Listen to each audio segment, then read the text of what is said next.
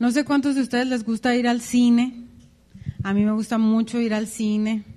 Parte de lo que yo estudié y en mi profesión, pues hay que ir al cine a ver. Eso es lo padre, que hay que ir al cine a ver. Y entonces yo me acordaba que en el cine para el cine se han producido muchas historias bíblicas. ¿Alguien se acuerda de alguna? Los 10 mandamientos, la clásica de las clásicas, los 10 mandamientos. No quiero saber de hace cuántos años, pero clásica. ¿Se acuerdan de otra? Noé. La de Noé, que es nuevona, la Pasión de Cristo. Bueno, hay muchas. Hay unas muy bien logradas y otras no tanto, la verdad. Y hoy vamos a hablar un poco acerca del cine en la Biblia. Y hay unas historias, vamos a ver 2 historias muy trágicas, pero que tienen un final feliz.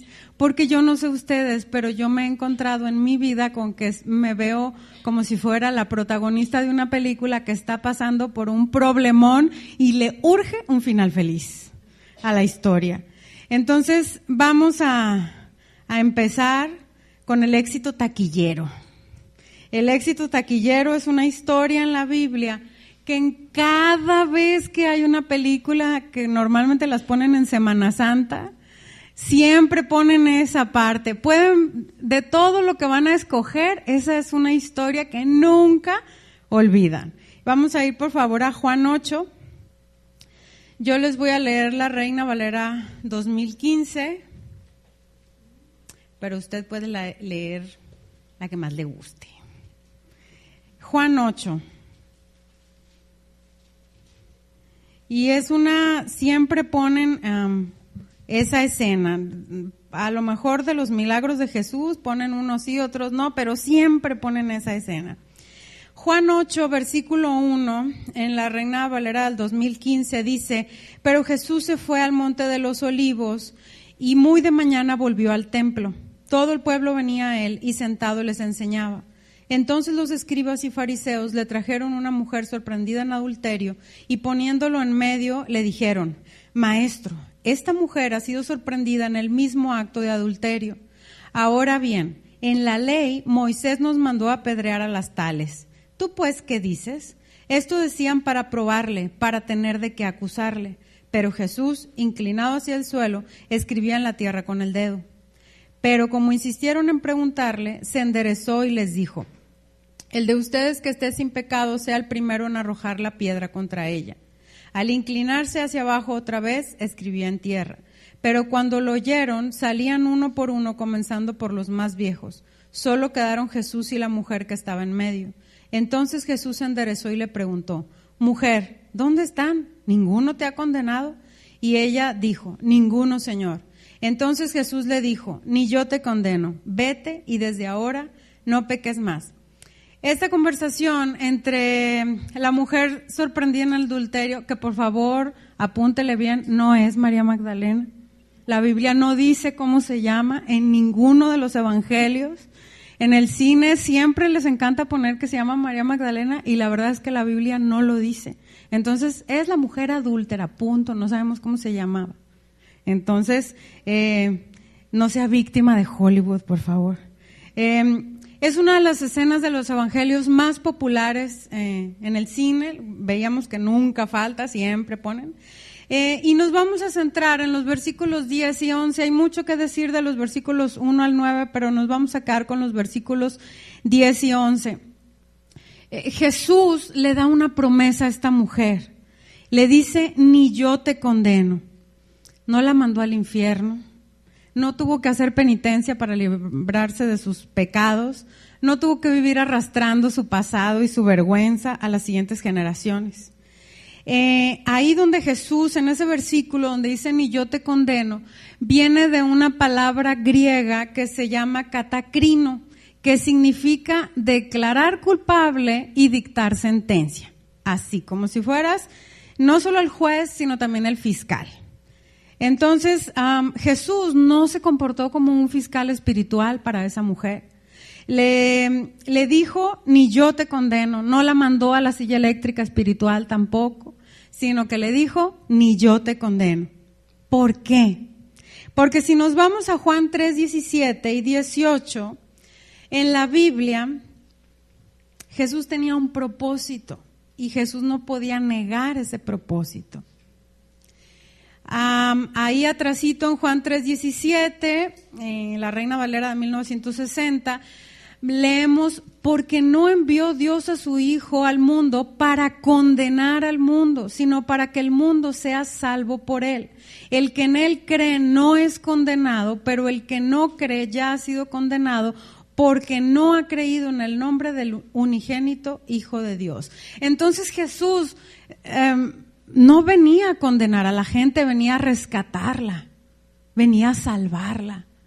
Entonces cuando llega ahí la comitiva, pues yo creo que pensaron que iban a matar todos los pájaros de un tiro, pero pues Jesús se vio más vivo y entonces les dijo a Ananías, no la voy a condenar porque yo no he venido a condenar al mundo. Si Jesús hubiera venido a condenar al mundo, pues no habríamos humanos aquí, ¿verdad? Porque todos hubiéramos sido encontrados dignos de ser apedreados casi.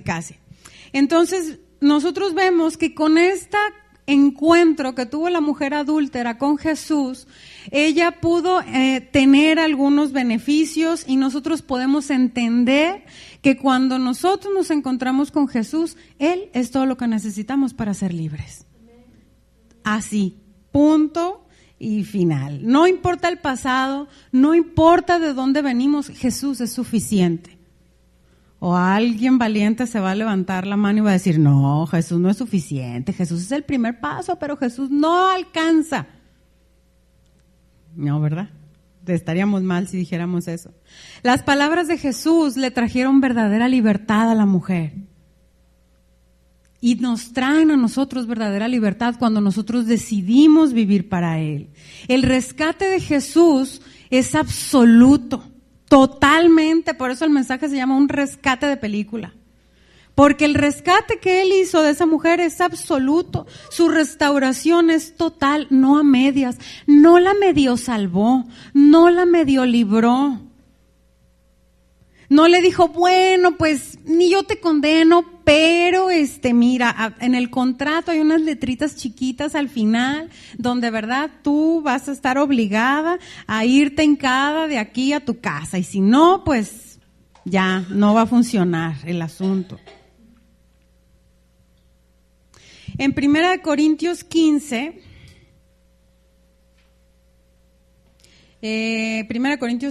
21 y 22, vemos un versículo que quiero que lo recuerden para más adelante del mensaje, que lo vamos a volver a necesitar, va a ser como una clave. 1 Corintios 15, 21, 22 leemos, les voy a leer la BLPH, pues si por un hombre vino la muerte, también por un hombre viene la resurrección de los muertos. En efecto, del mismo modo que al compartir la naturaleza de Adán, toda la humanidad está sujeta a la muerte, en cuanto injertados en Cristo, todos retornarán a la vida. Entonces aquí dice que cuando esta mujer estaba en el pacto de Adán, pues estaba muerta. Cuando tú y yo estábamos en el pacto de Adán, estábamos muertos, pero cuando venimos a Cristo, todos somos dignos de la vida. Y así como esa mujer en esa conversación, Jesús le dijo, ni yo te condeno. En ese momento yo me imagino que ella por dentro hace, porque estaba ahí, yo quiero que se la imaginen. Dice que Jesús estaba en el templo. La Biblia no dice en qué parte del templo, pero yo me puedo imaginar que estaba como en el atrio, en la parte de afuera del templo. Y estaba Jesús enseñando. ¿Cuántas personas les gusta que hubiera? 100 personas en el atrio del templo. Y ahí en esa clase pública llegaron y la trajeron desnuda. Si acaso, tal vez enrolladita ahí en un trapito. Pero imagínense que te lleven así, si a veces no queremos ni bien, bueno, a mí me toca en mi casa que tocan el timbre y ando en pijama todavía y no quiero ni salir. Porque dices, ay, nanita, ni me he lavado los dientes, ni me he peinado, ni nada, no quiero que me vean. Y resulta que esta mujer ahí en medio de todos. Pero Jesús, ese encuentro que tuvo, no fue su perdición, fue su rescate. porque Jesús tiene la capacidad divina de vivificar en un instante. Ella estaba a punto de morir, pero aquello que estaba muerto obtuvo vida en ese momento. Entonces con Jesús existe la posibilidad de ese dicho que nosotros tal vez hemos experimentado de borrón y cuenta nueva. Con Jesús es posible el borrón y cuenta nueva. Aunque digan, pero borrón y cuenta nueva. Es que borrón y cuenta nueva. Una nueva oportunidad. Ya no hay deuda. Hace rato las chicas de la alabanza decían que Jesús pagó. Pues ahí Jesús estaba diciéndole, ya no hay deuda. Yo voy a ser, no tu fiscal, voy a ser tu abogado defensor. No voy a ser tu fiscal acusador, no voy a ser el jurado, no voy a hacer nada. Voy a ser tu defensor. Y qué bueno para la mujer, ¿no? Y qué bueno para nosotros. Y luego no solo le dijo, no te condeno, sino que la dejó en libertad. Le dijo, vete. Vete es la traducción del griego poreumai. Es una palabra que me encantó cuando la estaba estudiando, que dice, vete, es esa palabra que dice andar el camino, avanzar, seguir adelante y vivir. Me súper encantó el significado. ¿Por qué? Porque Jesús le dijo a la mujer que no se quedara ahí. O sea, a lo mejor hacía mucho sol y hacía mucho calor y pues no estaba cubierta. A lo mejor hacía mucho frío y le daba frío y además qué vergüenza estar ahí, pues en paños menores enfrente de la gente. Entonces Jesús no solo le dijo vete en el sentido literal, para que no estuviera ahí enfrente de toda la gente. Yo me imagino, la Biblia no dice que la gente se fue. Entonces yo me imagino que estaba Jesús ahí dando su clase y llegan ahí los enfadosos con la mujer y entonces yo me imagino a toda la gente así como de, y luego voltean a ver a Jesús, y luego voltean a ver a los enfadosos, y luego a la mujer, y luego a Jesús. Ahí se chutaron todo el chisme. Entonces le dice no solo en un sentido literal que se vaya, pero sino que o sea, ¿cómo? Ya me hice bolas. También le dijo que se fuera en un sentido simbólico. Le dijo, anda el camino, avanza, sigue adelante, vive, no te quedes atorada en este pecado, no te quedes clavada en este episodio de tu vida, porque yo no sé ustedes, pero a mí me ha pasado que Jesús me perdona y yo no me perdono.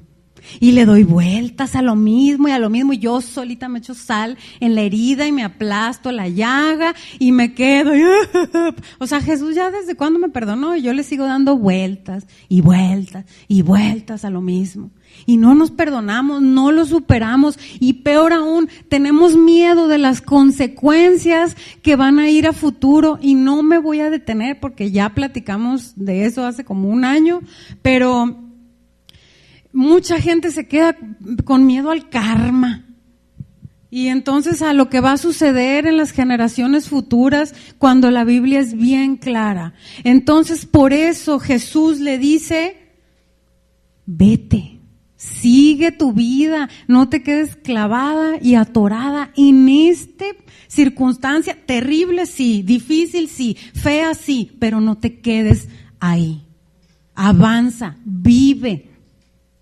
En Romanos 14:12, en la Nueva Traducción Viviente, hay un versículo que me súper encanta y es un versículo que se parece mucho, no los vamos a ver todos, pero en Gálatas, no vayan, buscan Romanos 14, pero en Gálatas 6:5, 1 Pedro 4:5, 2 Corintios 5:10, Mateo 16:27, 2 Corintios 5:17, Tito 3:7, Ezequiel 18:20, etcétera, dice lo mismo que lo que vamos a leer en Romanos 14:12. Romanos 14:12, yo voy a leer la Nueva Traducción Viviente. Dice, cada uno de nosotros tendrá que responder por sí mismo ante Dios. Entonces esta mujer estaba respondiendo por sí misma ante el Hijo de Dios. No importa, el marido no importa, porque todo el mundo dice, bueno, y al marido, ¿por qué no lo llevan? Y al adúltero, ¿por qué no lo llevan? Y los hijos, y quién sabe si tenía hijos, ¿verdad? Y quieren que se haga ahí un linchamiento comunitario, pero la Biblia dice que cada uno tiene que responder por sí mismo ante Dios. Entonces ella estaba respondiendo por su pecado delante del Hijo de Dios. Entonces ella estaba poniéndose a cuentas en ese momento, porque pues para eso se lo llevaron. El asunto es que los enfadosos pensaban que iba a tener otro final la historia, pero no contaban con la astucia del Señor. Entonces, fíjense, sí hay una consecuencia por lo que hacemos. Cuando ella se equivocó, su consecuencia fue pasar esa vergüenza pública. Pero Jesús le dijo, vete, sigue adelante. Cuando nosotros, ¿quién se ha quemado alguna vez y le ha salido una ampolla? Yo creo que todos, ¿verdad? Yo no me acuerdo, pero dice mi mamá que yo una vez de niña agarré uno de esos cuchillos y lo metí hacia el enchufe y salieron chispas de todos los colores y que me quemé los dedos. Después ya cuando estaba más grande, pues me volví a quemar. Pero ¿qué creen? Fíjense que mi mano no sigue ampollada. En ese momento que yo me equivoqué, se me ampolló el dedo. Pero la ampolla sanó. ¿Y qué creen? Un día tuve hijos y mis hijos no nacieron ampollados. Así es cuando Jesús nos dice, vete. A lo mejor sí, pues ahorita estás un poco empolvadita, ¿verdad?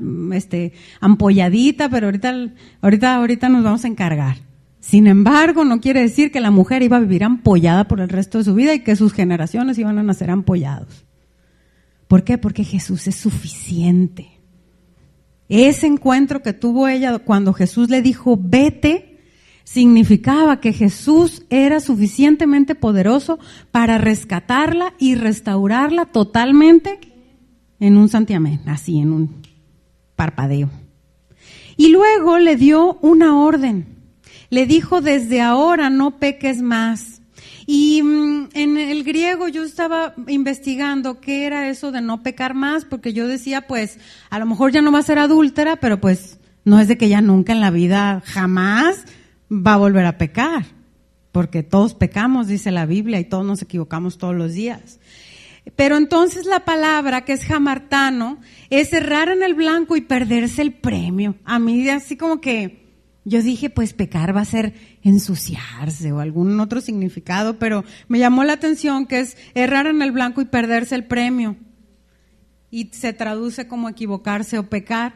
Y si alguna vez ustedes han ido a la feria y han jugado al tiro al blanco, a cuando echan las canicas y tienen que caer en una cazuelita o así, pues tú sabes que si sí le atinas, pues te dan un premio. Pero si no le atinas, pues no te llevas ese premio. Entonces, esa es la misma idea de desde ahora no peques más. Entonces el Señor Jesús le está diciendo a esta mujer, mejora tu puntería para que no te quedes sin el regalo. ¿A qué nos enfrentamos cuando nos equivocamos y nos perdemos el regalo? A que tenemos esta pequeña o grande, dependiendo del error, una consecuencia inmediata.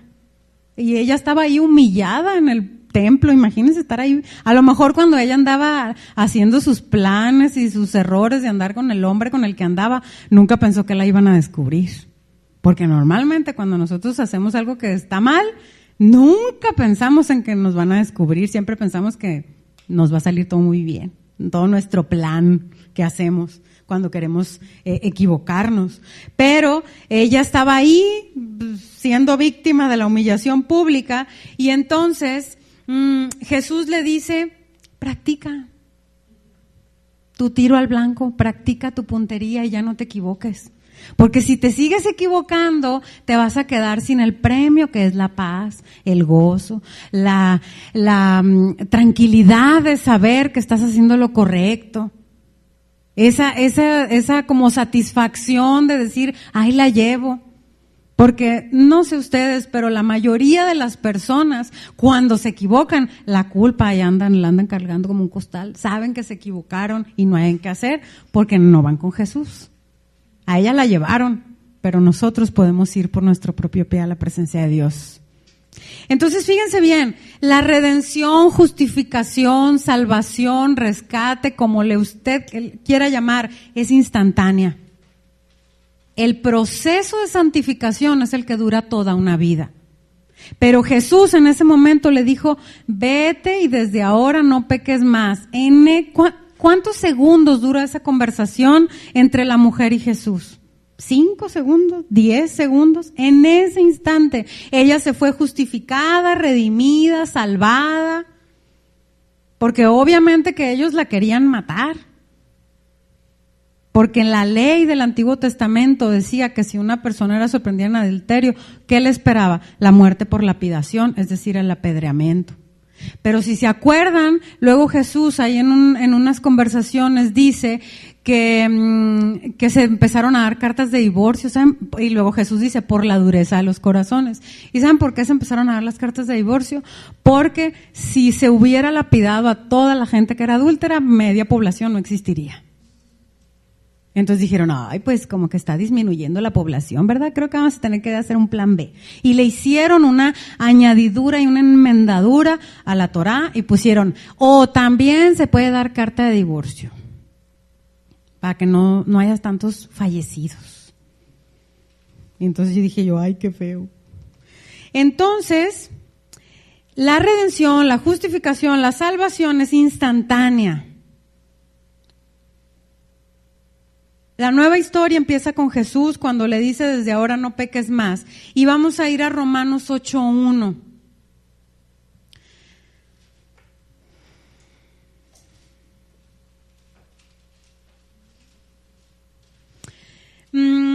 Romanos 8:1, yo les voy a leer la PDT. Dice, Dios no condena a los que están unidos a Jesucristo. Dios no condena a los que están unidos a Jesucristo. Y ya leímos hace ratito que Jesús no vino a condenar.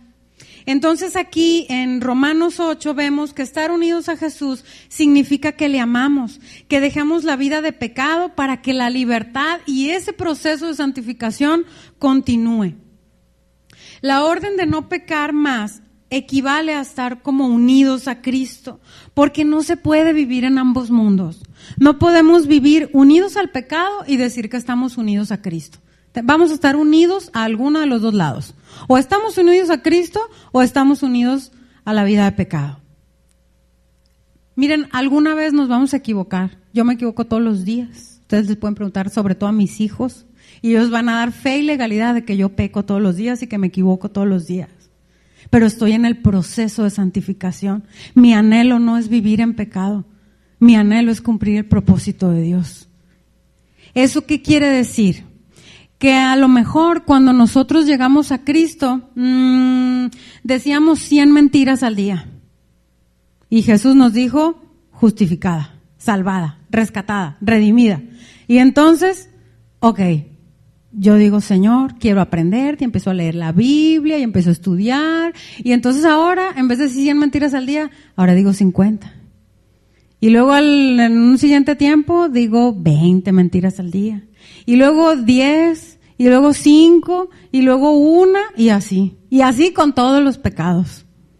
Ya estamos redimidos, ya somos salvos, ya se pagó un rescate por nosotros.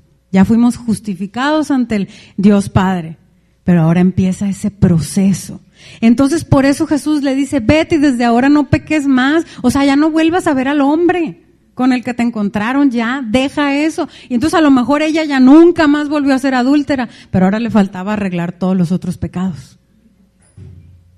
¿Sí? Entonces, la justificación es instantánea, la santificación es la vida que tenemos que vivir, de aquí a que Jesús venga por nosotros. Entonces, ¿por qué también es importante que le diga eso? Porque una vez que reconocemos que estamos mal, necesitamos hacer un cambio. Porque si yo llego con Karen y le doy un coscorrón y a Karen le duele y llora y dice, ay, ¿por qué me pega un coscorrón? Y yo le digo, perdón. Y ella me dice, sí, te perdono. Y entonces yo así por el otro lado, ¡ja!, le doy otro coscorrón. Y, ay, perdón. Y Karen, como es bien linda, me va a decir, sí, te perdono, está bien. Y yo, ay, gracias, Karen, qué bueno que me perdonas. Y luego con la otra mano ahora, porque esta ya me dolió, ¡ja!, le doy otro coscorrón. Y así me la llevo. ¿Verdad que no está padre? ¿Qué va a decir Karen? No, pues ya, sácate, quítate. Entonces a veces nosotros así estamos. Sabemos que estamos haciendo algo mal, pero no lo dejamos de hacer. Entonces, por eso le dice, desde ahora no peques más. Tenemos que hacer todo lo posible por reconocer en qué estamos mal y cambiarlo. Porque a veces somos muy buenos para analizarnos y decir cómo somos, pero no hacemos nada para cambiar. Y la otra cosa es que imagínense que la mujer adúltera le hubiera dicho a Jesús, Jesús, si tú me amas, me vas a amar como soy. Yo así soy, mira, tengo un corazón que puede amar a muchos hombres, o no sé qué hubiera dicho. Pero así, Jesús, como tú eres puro amor, tú me vas a aceptar como soy, y pues ni modo, algunos cojean de una pata, pero yo esta es la pata de la que cojeo, y entonces pues ni modo, no lo puedo evitar, el hombre es irresistible. Imagínense que se hubiera puesto a negociar con Jesús, y nosotros sí negociamos con Jesús, porque queremos justificarnos. Jesús ya nos justificó con su sangre, y nosotros, es que así soy, ni modo, se aguantan. Así me hizo Dios, con todo su amor. Y entonces nos justificamos. Y no, para eso ya la sangre de Jesús fue muy suficiente para justificarnos. Se trata de dejar de vivir en pecado. Nos vamos a tropezar, sí, nos vamos a tropezar, nos vamos a enojar, nos vamos a perder la paciencia, qué sé yo. Pero se trata de que cada vez menos, que cada vez seamos más certeros y demos en el blanco. ¿Sí? Entonces, en esas 4 palabritas, Jesús la rescata, la salva, la redime, le dice que se puede ir libre sin condenación, que nadie la va a apedrear. Y entonces, de manera inmediata, ella queda libre, tranquila. Si fuera una película, es esa escena en el atardecer donde ella camina hacia el sol y luego se disuelve su silueta y aparecen las letras fin. Y luego los créditos y todos, ¡ay, qué bonito, qué padre, qué final tan feliz! Así acaba la historia de la mujer sin nombre, de la mujer adúltera. ¿Cómo se llamaría esa película? ¿Quién sabe, verdad? Tendría un nombre, no sé si muy feo. En el cine, después siguieron el ejemplo de la literatura clásica y les dio por sacar segundas partes. Pero también siguiendo el ejemplo de las segundas partes, luego agarraron una idea que es que en vez de continuar, es así como la Cenicienta y vivieron felices para siempre. Ajá, ¿y luego qué pasó? Pero en las segundas partes luego, en vez de decir lo que pasa después, les da por decir lo que pasa antes. ¿Cómo llegaron a esa historia? Y entonces en la Biblia también encontramos una precuela que les dicen, ¿cómo es que Jesús pudo librar a esa mujer adúltera? Y entonces en La Mujer Salvada, como se llamara la película, segunda parte, vamos a ver ahora cómo es que Jesús pudo así, en 3 palabras, decirle, ¡pum!, libre, nada de piedritas. Eres libre, ni yo te condeno, y desde ahora vete y no peques más. Punto. Esa precuela está en la historia de Ruth. ¿Todos conocen la historia de la vida de Ruth? Para hacer así un resumen muy, muy breve y leer solo los versículos que vienen al caso. En el primer acto de la película, cuando todavía están saliendo los créditos iniciales, vemos que hay un matrimonio que se cambia de su ciudad porque hay una hambruna y entonces se van con sus 2 hijos a otra ciudad y luego en el siguiente capítulo se van a vivir a una ciudad pagana que se llama Moab y en el tercer capítulo los hijos de este matrimonio se casan con unas mujeres del lugar que son pues moabitas. Y luego en el capítulo de en medio dice que se mueren este señor con sus 2 hijos y entonces la mujer y sus 2 nueras deciden regresar a la tierra de Israel porque saben que la hambruna ya se acabó y que tienen una pequeña oportunidad. Y una de ellas decide quedarse y la otra decide acompañarla. Y cuando llegan, pues dicen, pues somos viudas, pobres y demás, y entonces a Noemí decide buscarle esposo a Ruth, y entonces encuentra un ranchero muy guapetón, un terrateniente, y le dice, ese me gusta para la muchachita, y entonces la protagonista, que es Ruth, de esta precuela, de esta película, resulta que tiene un problema, como todos los protagonistas de las películas tienen un problemón que hay que resolver porque si no, no habría película. Pero resulta que Ruth tiene un problema que es triple. O sea, no solo es un problemilla, tiene 3 problemas. Oye, y esos problemas son su pasado, su presente y su futuro. ¿Cuál era el problema llamado pasado? La maldición de su origen. El mayor problema que tenía Ruth es que era moabita. Y tú vas a decir, ¿y qué? Podría ser de Oaxaca, de Argentina, de España, ¿eso qué? El problema es que era moabita. Si me acompañan a Génesis 19, 36 y 38, vamos a ver cuál era el problema de que Ruth fuera moabita.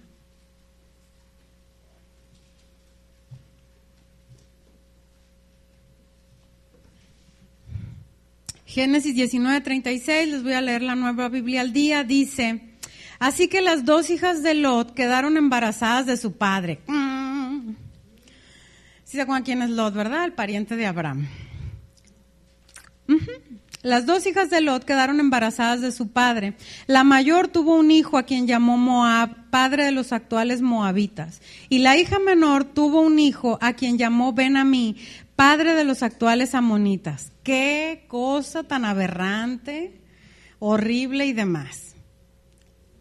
Si nos vamos adelantito a Deuteronomio 23:3, yo les voy a leer la Reina Valera contemporánea, pero vamos a ver que al Señor también le pareció muy aberrante lo que hicieron estas niñas con su papá, porque lo emborracharon para embarazarse de él y que hubiera descendencia. Entonces, Deuteronomio 23:3, el Señor dice: no entrará jamás en la congregación del Señor ningún amonita, ni moabita, ni siquiera hasta la 10ª generación. O sea, eran los apestados. Entonces, cuando Ruth la moabita llega, pues no solo es una viuda, es de Moab. ¿Ya vieron que es de Moab? Eran los apestadísimos de los apestadísimos. Entonces ella cargaba con su pasado, casi tenía escrito aquí en la frente: apestada escoria de la sociedad en el pueblo de Dios. Ese era su terrible pasado. ¿Qué pasaba con su presente? Pues no era parte del pacto ni del pueblo de Dios, era una extranjera, viuda, pobre. Ese era su presente, qué bonito, ¿verdad? Qué padre. Y el futuro de Ruth era sin esperanza, condenada, indigente, sin posibilidades. Pero como en toda buena historia hay un rayito de luz que se asoma por ahí. Y entonces el héroe de la historia, que es Booz, cuando conoce las circunstancias, pues decide que sí quiere ayudar a la moabita. Así, se me figura que la música cada vez que decían que era de Moab. Y entonces él decide aceptar, pero se tiene que enfrentar al villano de la película. Y entonces vamos a leer en Ruth 4, del 1 al 10. Yo les voy a leer la palabra de Dios para todos. Ruth 4, del 1 al 10 dice: Booz fue a la plaza pública cerca de la entrada del pueblo y se sentó. Luego pasó por la casa del otro pariente que Booz había mencionado como responsable de cuidar por las dos viudas. Entonces Booz le dijo: amigo, ven acá y siéntate. Entonces él se acercó y se sentó. Luego Booz convocó a 10 de los ancianos, líderes del pueblo, y les dijo: siéntense. Entonces ellos se sentaron. Booz le dijo al otro pariente: Noemí, la mujer que acaba de llegar de Moab, está vendiendo la tierra que perteneció a nuestro pariente Elimelec. Decidí informarte de eso delante de estos líderes ancianos del pueblo para ver si deseas comprar esta tierra. Pausita. Para redimir había que pagar. No es de que yo la redimo. No, había que mirar la chequera, la cartera, el estado de cuenta, es decir, había una fórmula que no los voy a atarantar con eso para ver cuánto había que pagar. Entonces el pariente más cercano decía: órale, ahí están los billetes. Bueno, en ese tiempo no había billetes, ¿verdad? Pero había que pagar para redimir. Si deseas comprar esta tierra, tú eres el pariente más cercano y tienes ese derecho. Si tú quieres redimirla, entonces redímela. Entre paréntesis, redimir es sinónimo de rescatar. Si no, dímelo, pues yo soy el siguiente pariente más cercano.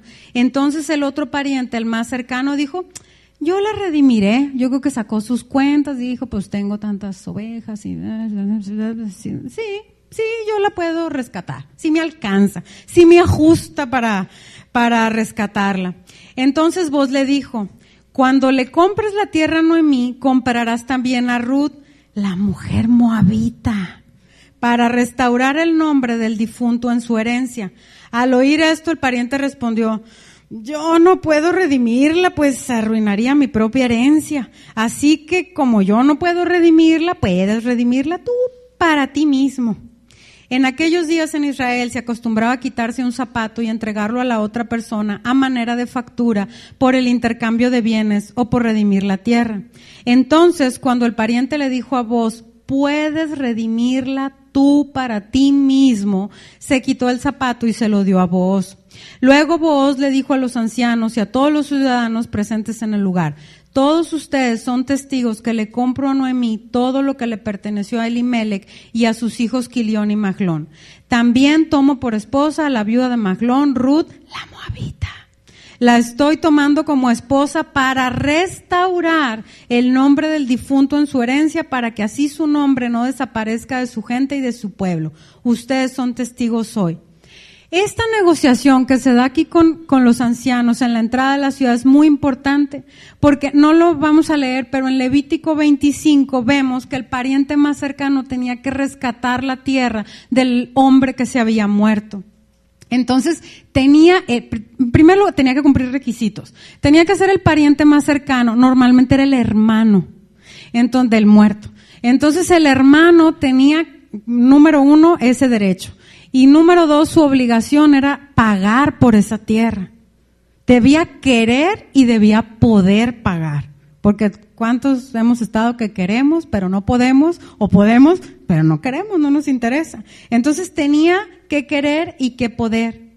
Pero luego en Deuteronomio 25, ese sí lo vamos a leer, 25 del 5 al 10, había que rescatar no solo la tierra, sino a la familia.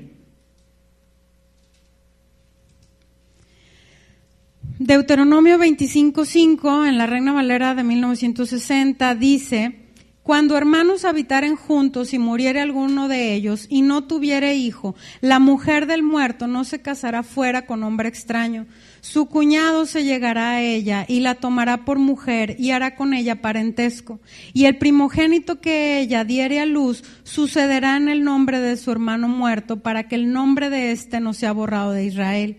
Y si el hombre no quisiere tomar a su cuñada, irá entonces su cuñada a la puerta a los ancianos y dirá, mi cuñado no quiere suscitar nombre en Israel a su hermano, no quiere emparentar conmigo. Entonces los ancianos de aquella ciudad lo harán venir y hablarán con él. Y si él se levantara y dijere, no quiero tomarla, se acercará entonces su cuñada a él delante de los ancianos y le quitará el calzado del pie y le escupirá en el rostro y hablará y dirá, así será hecho al varón que no quiere edificar la casa de su hermano.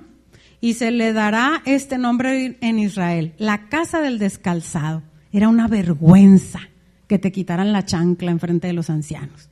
Señora vergüenza. Entonces, este pariente de Mahlón el fallecido, pues a lo mejor ya tenía otra esposa y otros hijos a los cuales heredar. Pero tal vez el hecho de que la mujer era moabita, no quiso tener que ver por la ley de Moisés. Y entonces también vemos que en los años que pasaron desde que se dictó esta ley en la Torá a los años de Ruth, pues antes de que me escupa, ¿verdad? Aquí está la chancla. Yo me imagino que había una oficina llena de chanclas, así como los recibos, ¿verdad? No sé, con algún contador o qué sé yo. Antes de que a nadie me venga a escupir, te doy mi sandalia y te la doy. Y a nosotros en la ultramodernidad del siglo XXI, esta ley se nos hace bien aberrante. ¿Cómo que con el cuñado? Pues no, qué feo. Pero fíjense bien, hacer esto era amar, era demostrar amor. ¿Por qué? Porque el cuñado o el hermano pues, amaba tanto a su hermano difunto que dijo, yo no quiero que su nombre sea borrado de Israel. Lo amaba tanto que yo decía, no quiero que su tierra se pierda y voy a pagar por ella. Y amo tanto a que ahora va a ser mi esposa, la mujer, que no quiero que ella se muera de hambre de indigente. Voy a sacrificar mis sueños, mis anhelos por el bien de mi hermano fallecido y de su esposa viuda. y de la tierra de la familia. No pensaba primero en él, sino que amaba y entonces pagaba por la tierra, rescataba a la mujer para que no muriera de hambre en las calles y entonces esperaba tener un hijo para que el nombre de su hermano no fuera olvidado en Israel. Era un sacrificio, era amar, era demostrar amor. Entonces por eso el que está aquí con vos, que me da risa que algunas traducciones dicen que es un fulano, es el villano de la historia porque no quiere, puede, tiene el dinero, pero no quiere. Entonces vos, como es el héroe de la historia, dice, yo quiero y puedo, no me importa que sea moabita, no me importa lo que haya que pagar por la tierra, yo voy a rescatar. Y entonces cambia la escena de la película y vemos a Ruth, pues vestida de blanco tal vez, y entonces acepta la boda, y entonces, fíjense bien, ¿cuál es el final feliz? Pasó de estar sin familia a tener una familia. Así nosotros somos del pueblo de Dios ahora. Pasó de ser indigente a ser la dueña del rancho, ¿están de acuerdo? A ser la dueña de todo. Ya no tenía que ir a mendigar en las esquinitas porque en la ley de Moisés decía, cuando tú tengas unos terrenos así de trigo y de lo que sea, las esquinas no las vas a recoger para que la gente que es indigente, por dioseros o como le guste llamar, vayan y coman de ahí, de lo que hay en esas esquinitas. Entonces ahora ella ya no iba a comer de la esquinita, ella era dueña de todo junto con su esposo.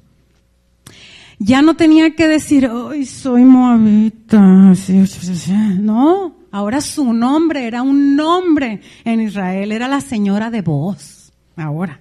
Y su nombre se hizo tan famoso que yo no sabía, pero en el top 10 de los nombres de mujeres está Ruth.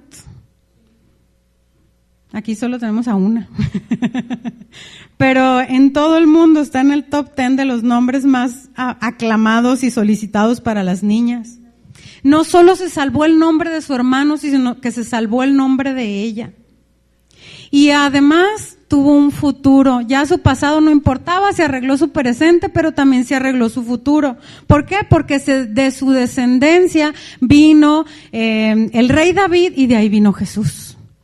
Entonces, así, en cuanto dijo, sí acepto, se arregló su pasado, su presente y su futuro.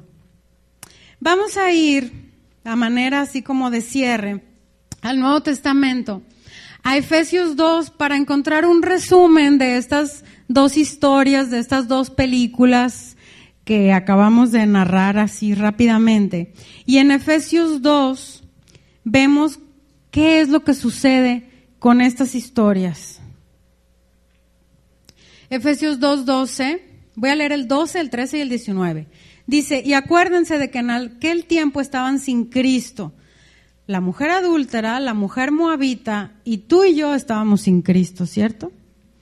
Apartados de la ciudadanía de Israel, la mujer adúltera, la mujer moabita, tú y yo estábamos apartados, no teníamos derecho a nada. Ahí está como el pasado. Y luego dice ajenos a los pactos de la promesa. Ese era el presente feo que tenían las dos mujeres y el que tenemos tú y yo si es que no tenemos a Cristo.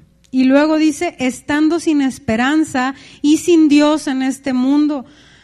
La mujer adúltera no tenía esperanza de vida. La mujer moabita tampoco tenía esperanza de una vida solucionada.